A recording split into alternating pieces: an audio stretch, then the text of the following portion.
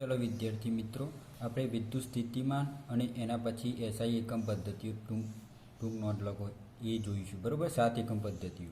તો અત્યારે 9 વિદ્યુત સ્થિતિમાન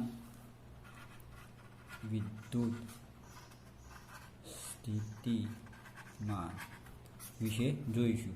તો એની વ્યાખ્યા જોઈ લઈએ. પહેલાં તો વિદ્યુત સ્થિતિમાન તો એકમ ધન વિદ્યુત ભારને અનંત અંતરેથી વિદ્યુત ક્ષેત્રમાંના આપેલા બિંદુએ લાવવા માટે કરવા પડતા કાર્યને તે બિંદુનું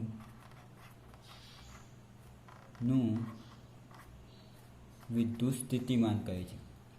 ફરીથી જોઈ લઈએ તો એકમ ધન વિદ્યુતભારને અનંત અંતરેથી વિદ્યુતીય ક્ષેત્રમાંના આપેલા બિંદુએ લાવવા માટે કરવા પડતા કાર્યને તે બિંદુનું વિદ્યુત સ્થિતિમાન કહે છે. દાખલા તરીકે આપણે સમજીએ પહેલાં તો એક આ ધન વિદ્યુતભાર છે.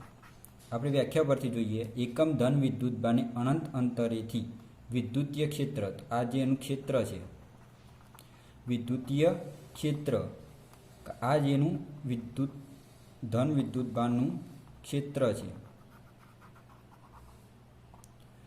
તો અનંત અંતરેથી એક બિંદુ છે જેને વિદ્યુતીય ક્ષેત્ર, આ ધન વિદ્યુતભારને વિદ્યુતીય ક્ષેત્રમાં, દાખલા તરીકે આ બિંદુને આપી દઈએ પી.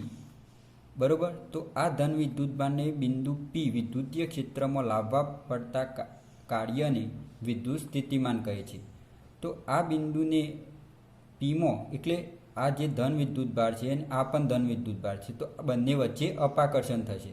તો જેને આ જે કાર્ય થાય, આ ધન વિદ્યુતભારને ધન વિદ્યુતીય ક્ષેત્રમાં લાવવા માટે જે કાર્ય થાય એને વિદ્યુત સ્થિતિમાન કહે છે.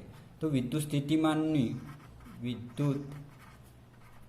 સ્થિતિમાન બરાબર આપણે જોઈએ એકમ ધન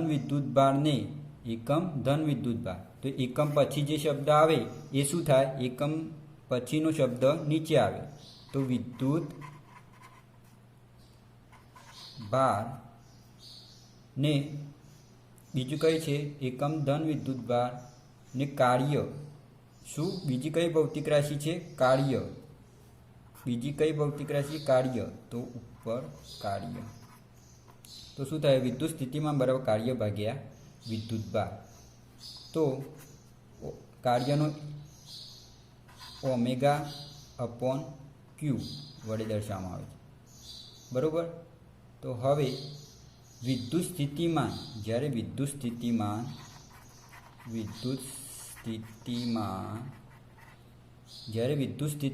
શૂન્ય હોય, ત્યારે વિદ્યુત પ્રવાહ I બરાબર શૂન્ય થઈ જાય, વહેતો બંધ થઈ જાય. વિદ્યુત પ્રવાહ વહેતો બંધ થઈ જાય.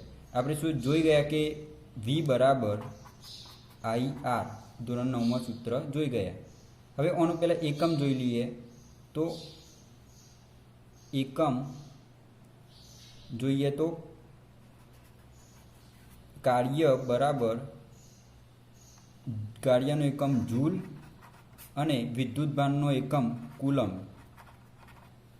તો જૂલ પ્રતિ કુલમ. તો એક વૈજ્ઞાનિકના નામ ઉપરથી 1 વોલ્ટ બરાબર 1 જૂલ પ્રતિ કુલમ થાય. 1 જૂલ પ્રતિ કુલમ બરાબર 1 વોલ્ટ થાય. હવે આગળ જોઈશું એક એસઆઈ એકમ પદ્ધતિ વિશે ટૂંક નોંધ લખો. આપણે જે 7 એકમ પદ્ધતિઓ જોઈ હતી એ. વિદ્યાર્થી મિત્રો, આપણે 19 કે 20 જેટલી ભૌતિક રાશિઓ જોઈ.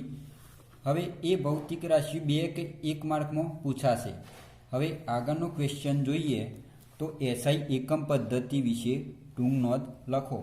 જે 7 ભૌતિક રાશિઓ હતી જે આંતરરાષ્ટ્રીય અલગ અલગ દેશોમાં અલગ અલગ ભૌતિક રાશિઓ ઉપયોગમાં ના એક જ ભૌતિક રાશિ ઉપયોગમાં થાય કે જે આંતરરાષ્ટ્રીય માન્ય છે કે આ જ ભૌતિક રાશિઓનો ઉપયોગ કરવાનો, જે ધંધા વ્યવહારમાં અત્યારે આ ભૌતિક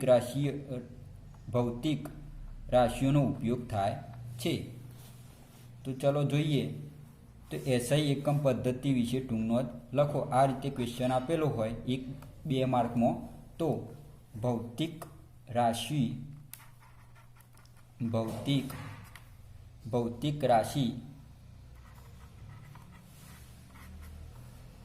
આ બાજુ એકમ અને સંકેત.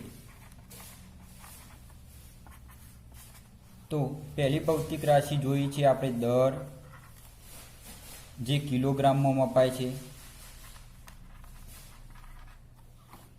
પહેલી ભૌતિક રાશિ દર જે કિલોગ્રામમાં મપાય છે, જેનો સંકેત કિલોગ્રામ કેજી. બીજી ભૌતિક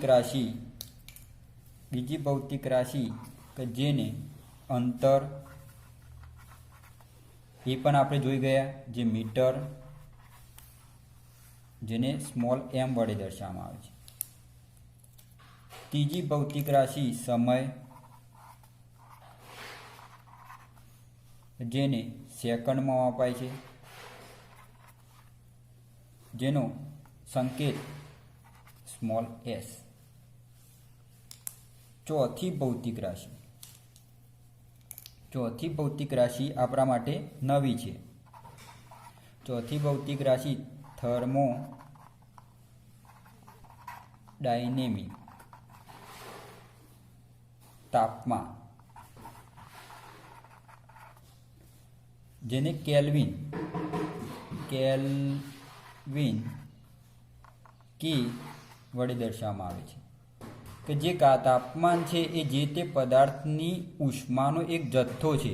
દાખલા તરીકે દરેક કણ કે અણુ જ્યારે ગતિ કરે, પદાર્થમાં જ્યારે કણ કે અણુ ગતિ કરે, જે અણુ ગતિને કારણે જે ઉષ્માનો જે જથ્થો કે જે ઉષ્મા ઉર્જા ઉત્પન્ન કરે છે, આ જથ્થાને તાપમાન કહે છે. તાપમાન વ્યવહારમાં આપણે સેલ્સિયસમાં પણ માપીએ છીએ. દાખલા તરીકે કહીએ છીએ કે અમદાવાદનું તાપમાન 45°C છે, અને આપણે કહીએ છીએ કે આપણું 37°C તાપમાન છે, શરીરનું તાપમાન 37°C છે, એ નોર્મલ તાપમાન છે. અને ફેરનહીટમાં પણ મપાય છે. ફેરનહીટમાં 98.6 ફેરનહીટ હોય છે, બરાબર. અને આ રીતે વ્યવહારમાં ફેરનહીટ અને સેલ્સિયસનો ઉપયોગ થાય છે. તો ભૌતિક રાશિમાં થર્મોડાયનેમિક્સ તાપમાન જે કેલ્વિનમાં મપાય છે અને સંકેત કે વડે દર્શાવવામાં આવે છે. હવે જોઈએ પાંચમી ભૌતિક રાશિ વિદ્યુત પ્રવાહ, જે આપણે જોઈ ગયા. વિદ્યુત પ્રવાહ, જેને એમ્પિયર, જેને એ વડે દર્શાવવામાં આવે છે, કેપિટલ એ વડે દર્શાવવામાં આવે છે. હવે છઠ્ઠી ભૌતિક રાશિ જોઈએ. તો છઠ્ઠી ભૌતિક રાશિ દ્રવ્યનો જથ્થો, બરોબર. આ નવી ભૌતિક રાશિ આવી, જેને મોલમાં મપાય છે, જેને સ્મોલ MOL વડે લખાય છે. આ એક મોલ એ દ્રવ્યનો એક જથ્થો છે. મોલ એ દ્રવ્યનો એક જથ્થો છે, જે 12 કાર્બન બરાબર 1 મોલ થાય. આપણે લઈએ છીએ કેમિસ્ટ્રીમાં કે એક એવોગ્રેડો આંક Na બરાબર 6.023 × 1023 મોલ થાય. આપણે લઈએ છીએ કે Na એવોગ્રેડો અંક બરાબર 6.023 × 1023 મોલ થાય, બરાબર. તો આ મોલ 6.023 × 1023 એક કાર્બનનો એક જથ્થો છે, જેને દ્રવ્યનો એક જથ્થો કહેવામાં આવે છે, જે મોલમાં મપાય છે. વિદ્યુત દ્રવ્યનો જથ્થો મોલ બરાબર MOL સ્મોલ MOL લખાય છે. હવે જોઈએ સાતમી ભૌતિક રાશિ, છેલ્લી ભૌતિક રાશિ, જે જ્યોતિની તીવ્રતા, દીપ્તિ તીવ્રતા પણ કહે છે એને, દીપ્તિ તીવ્રતા અથવા જ્યોતિની તીવ્રતા પણ કહે છે, જેને કેન્ડેલામાં મપાય છે. કેન્ડેલા, જેને C અને D તરીકે ઓળખવામાં આવે છે. બરોબર. હવે આગળ આપણે કે જે મૂળભૂત ભૌતિક રાશિઓની ઉપયોગ થતી નથી, જે ભૌતિક રાશિઓમાં વ્યવહારમાં આવતી નથી એવી પૂરક રાશિઓ, જે ભૌતિક રાશિઓમાં ઉપયોગ નથી થતી એવી પૂરક રાશિઓનો આપણે જોઈશું આગળ, કે જે ઘનકોણ અને સમતલ કોણ વિશે આપણે આગળ જોઈશું. ચલો વિદ્યાર્થી મિત્રો, આપણે પૂરક રાશિઓ વિશે જોઈએ. તો પૂરક રાશિઓમાં SI એકમ પદ્ધતિમાં આ રીતે ક્વેશ્ચન પૂછાશે કે SI એકમ પદ્ધતિની પૂરક રાશિઓ અને તેના પૂરક એકમોની સમજૂતી આપો. તો આ પૂરક એ ભૌતિક રાશિઓમાં સમાઈ શકતી નથી, તેને પૂરક રાશિઓ કહે છે. દાખલા તરીકે બે પૂરક રાશિઓ છે, ઘનકોણ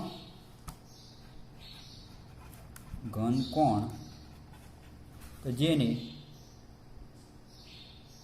d ઓમેગા, અને બીજી પૂરક રાશિ છે સમતલ કોણ. એક ઘનકોણ, એક સમતલ કોણ, જેને d થીટા વડે દર્શાવવામાં આવે છે. તો પહેલી ભૌતિક રાશિ લઈએ તો સમતલ કોણ વિશે પહેલાં લઈ લઈએ. તો સમતલ કોણ d થીટા. તો સમતલ કોણ કોને કહેવાય? વ્યાખ્યા પરથી જોઈએ તો વર્તુળનો ચાપ, પહેલાં એક આકૃતિ દ્વારા સમજી લઈએ. તો આ એક વર્તુળ છે. આ વર્તુળમાં બિંદુ O કેન્દ્ર છે અને એક આ પરિઘ ઉપર એક બિંદુ A અને બીજું બિંદુ B. તો આ ત્રિજ્યા R કહેવામાં આવે છે. અને જે આ ત્રિજ્યાવાળી બંને A અને બિંદુ B જે પરિઘ ઉપર છે એ બે બિંદુ વડે રચાતું ચાપ, આ જે ચાપ રચાય, ચાપ જેને DS કહીએ, એક ભાગ છે એનો, વર્તુળનો એક ભાગ છે. બરાબર. તો તેને DS કહીએ. તો વ્યાખ્યા જોઈ લઈએ એના ઉપરથી. તો વર્તુળ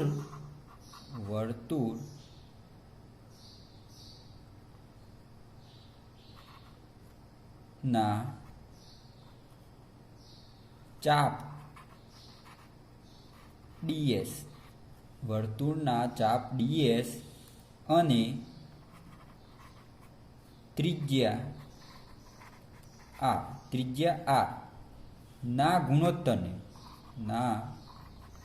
ગુણોત્તરને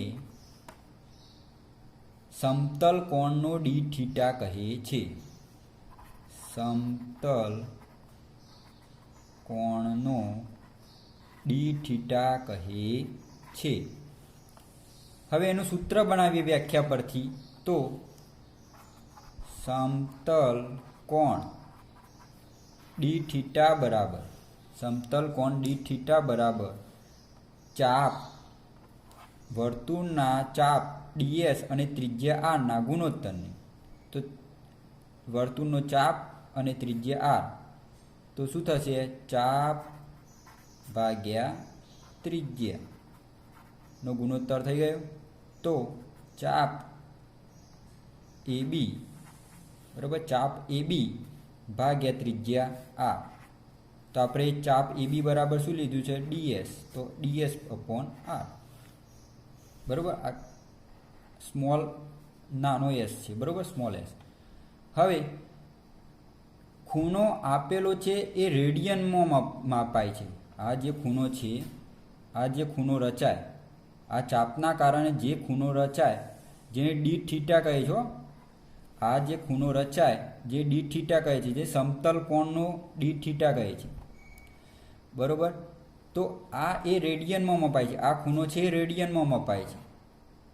તો રેડિયનની વ્યાખ્યા જોઈએ તો વર્તુળની ત્રિજ્યા જેટલી જ લંબાઈનો પરિઘ, વર્તુળની ત્રિજ્યા, આ ત્રિજ્યા તેટલી જ લંબાઈનો આ પરિઘ, આ જે પરિઘ,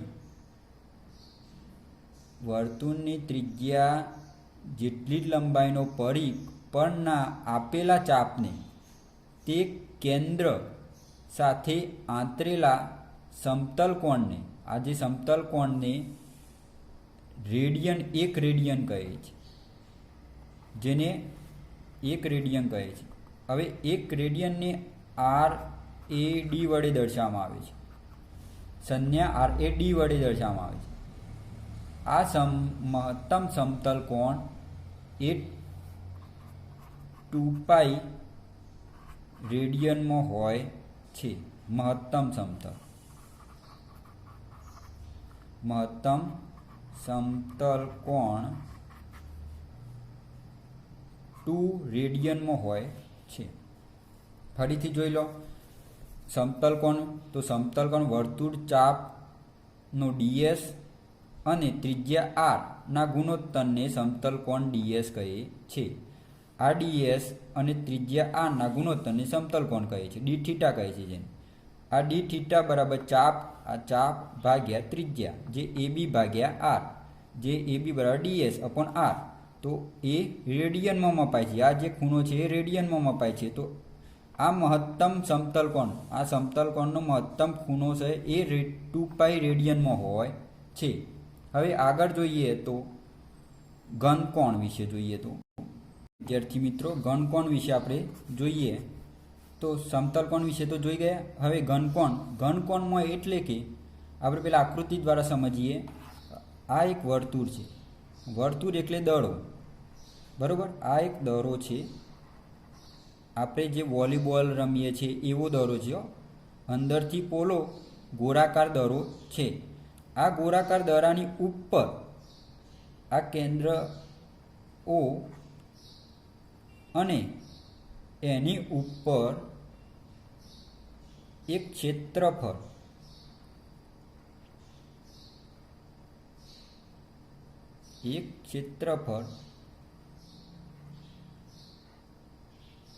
દર્શાવતું, આ એક ક્ષેત્રફળ દર્શાવતું કે જેને આ એક ક્ષેત્રફળ દર્શાવે છે. અને આ જે r કહે છે, ત્રિજ્યા r, જે ત્રિજ્યાની લંબાઈનું છે, બરોબર.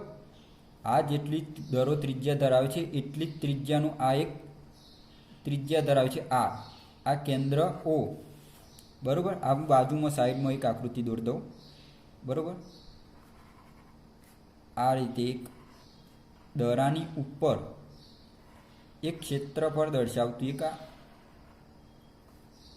શંકુ આકારનું, શું કહેવાય, શંકુ આકારનું એક આ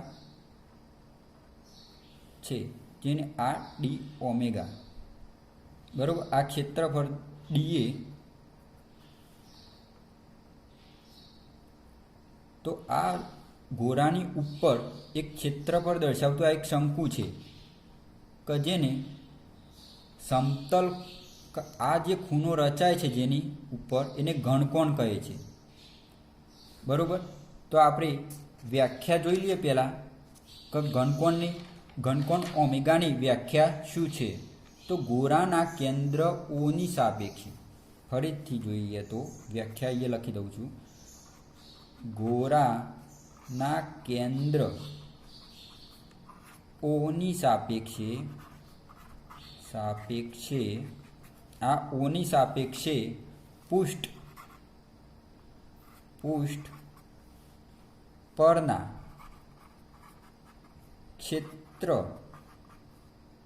ક્ષેત્રફળ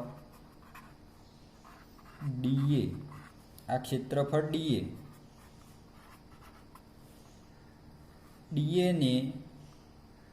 અને તેની ત્રિજ્યા r, આ ત્રિજ્યા r ના વર્ગના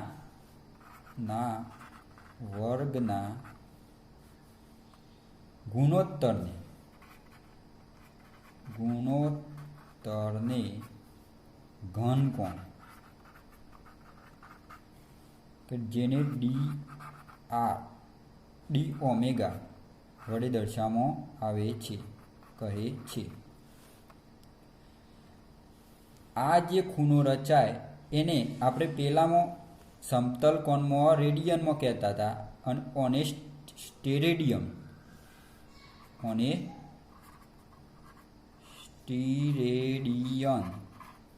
કે જેને SR તરીકે ઓળખવામાં આવે છે, SR તરીકે ઓળખવામાં. આ બંને ભૌતિક રાશિઓ પરિમાણ રહિત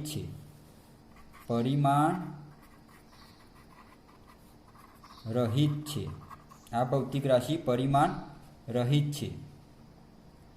એક રેડિયન એટલે 1 મીટર ત્રિજ્યાવાળી ગોળાની સપાટી પર, 1 મીટર ત્રિજ્યાના ગોળાની સપાટી પર 1 મીટર ગોળાના ક્ષેત્રફળ, દાખલા તરીકે આ ક્ષેત્રફળ 1 મીટર, ફરીથી જોઈ લઈએ, 1 મીટર ત્રિજ્યાવાળી, આ 1 મીટર ત્રિજ્યા, r બરાબર 1 મીટર સ્ક્વેર, 1 મીટર ત્રિજ્યા, 1 મીટર સ્ક્વેર ત્રિજ્યાવાળી ગોળાની સપાટી પર, આ ગોળાની સપાટી ઉપર 1 મીટર ક્ષેત્રફળ વડે કેન્દ્ર સાથે ઓતરેલો કોણને, આ જે રચાય કોણ, કે 1 મીટર ક્ષેત્રફળ વડે કેન્દ્ર O સાથે ઓતરેલા ખૂણો, આ જે ખૂણો રેડિયનમાં, કે જે ઓતરેલો ખૂણો ને 1 રેડિયન કહે છે, કે જેને 1 રેડિયન કહે છે. r બરાબર 1 મીટર લઈએ અને ક્ષેત્રફળ a બરાબર 1 મીટર સ્ક્વેર લઈએ તો ઓમેગા બરાબર 1 રેડિયન થાય. બરોબર. હવે આગળ જોઈએ તો એમોનેમો તો ઘનકોણ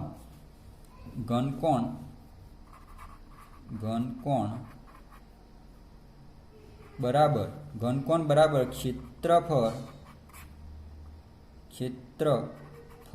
ભાગ્યા ત્રિજ્યાનો સ્ક્વેર. બરાબર. તો ડી ઓમેગા, ઘનકોણને ડી ઓમેગા અપોન ક્ષેત્રફળને એ કહેવામાં આવે છે અને ત્રિજ્યાને r સ્ક્વેર. તો ડી ક્ષેત્રફળ ને ડી એ, કે જે એક ભાગ છે, અપોન r સ્ક્વેર. હવે એવી રીતે લઈએ કે ક્ષેત્રફળ, એક ગોળાનું ક્ષેત્રફળ 4πr સ્ક્વેર અને એનું ત્રિજ્યા r બરાબર r સ્ક્વેર લીધો. આ સૂત્ર મૂકીએ તો r સ્ક્વેર, તો r સ્ક્વેર ઉડી જાય અને 4π વધે. તો આ 4π, આ ઘનકોણનું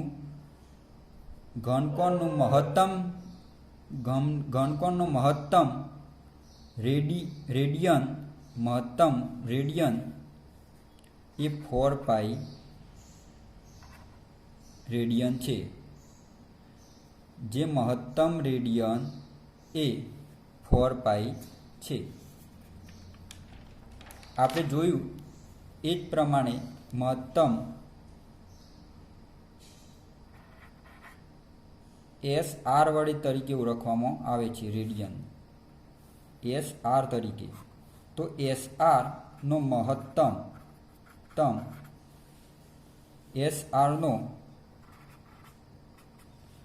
મહત્તમ રેડિયન એ 4π છે. એ આપણે જોયું કે એ 4 પાઈ r² ઉડી ગયા છે, તો 4 પાઈ વધ્યો, જે મહત્તમ રેડિયમ SR એ 4 પાઈ છે. હવે આગળના લેક્ચરમાં આટલે સુધી રાખીએ. હવે આગળના લેક્ચરમાં આપણે અંતરોની લંબાઈ વિશે જોઈશું.